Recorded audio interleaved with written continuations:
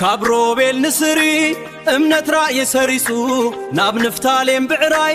ግብሪ እምነት ነጊሱ ብዛብሎን ውሽጣዊ ብኡንድፊ ተሳኢሉ ብጋድ ሓያል አንበሳ ንኡ ሪብሬሽን ተገሂዱ ኣብ ማእከል ዮሴፍ ጽድቅ አምላክ ፈሲሱ ኣብ ማእከል ዮሴፍ ጽድቅ አምላክ ፈሲሱ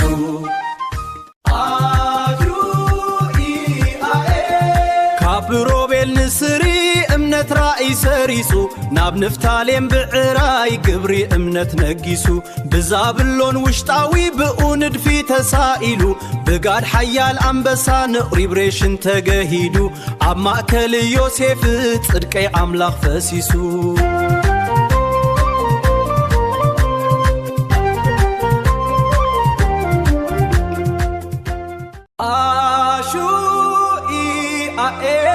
ካብሮቤል ንስሪ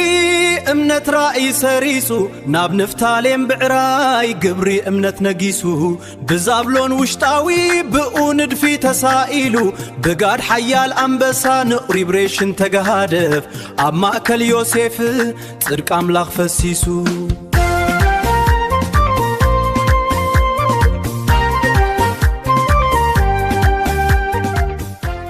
ካብሮቤል ንስሪ እምነት ራእይ ሰሪሱ ናብ ንፍታሌም ብዕራይ ግብሪ እምነት ነጊሱ ብዛብሎን ውሽጣዊ ብኡንድፊ ተሳኢሉ ብጋድ ሓያል አንበሳ ንሪብሬሽን ተገሂዱ ኣብ ማእከል ዮሴፍ ጽድቂ አምላክ ፈሲሱ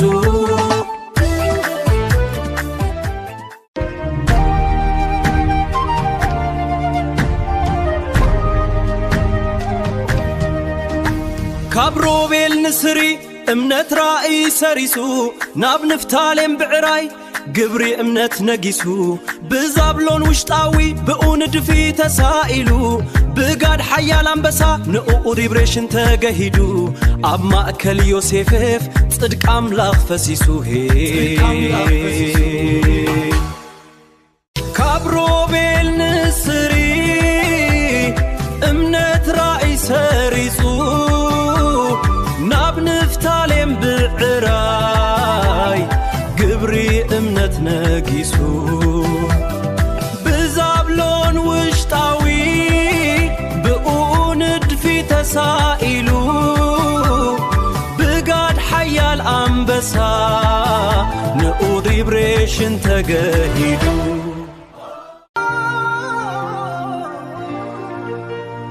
ክራር ሰማይ ካብሮቤል ምስ ነስሪ ናብ ንፍታሌም ብብዕራይ ዜማ እምነት ፈስሲ ብዛብሎን ሰብኡ ቃና ልቢ ተነበተ ብጋድ አንበሳ ንኡ ሓይሊ ስምካ ተገሃደ ኣብ ማእከል ዮሴፍ ጽድቂ አምላክ ኮንካፊ ሃሌሉያ ጽድቂ አምላክ ኮንካ ሃሌሉያ ጽድቂ አምላክ ኮንካ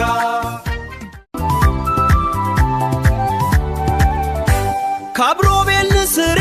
እምነት ራእይ ሰሪሱ ናብ ንፍታሌም ብዕራይ ግብሪ እምነት ነጊሱ ብዛብሎን ውሽጣዊ ብኡንድፊ ተሳኢሉ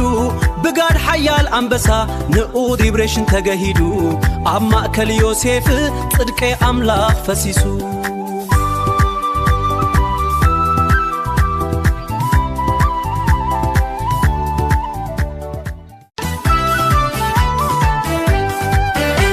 ካብሮቤል ንስሪ እምነት ራእይ ሰሪሱ ናብ ንፍታሌም ብዕራይ ግብሪ እምነት ነጊሱ ብዛብሎን ውሽጣዊ ብኡንድፊ ተሳኢሉ ብጋድ ሓያል አንበሳ ንኡ ሪብሬሽን ተገሂዱ ኣብ ማእከል ዮሴፍ ጽድቅ አምላክ ፈሲሱ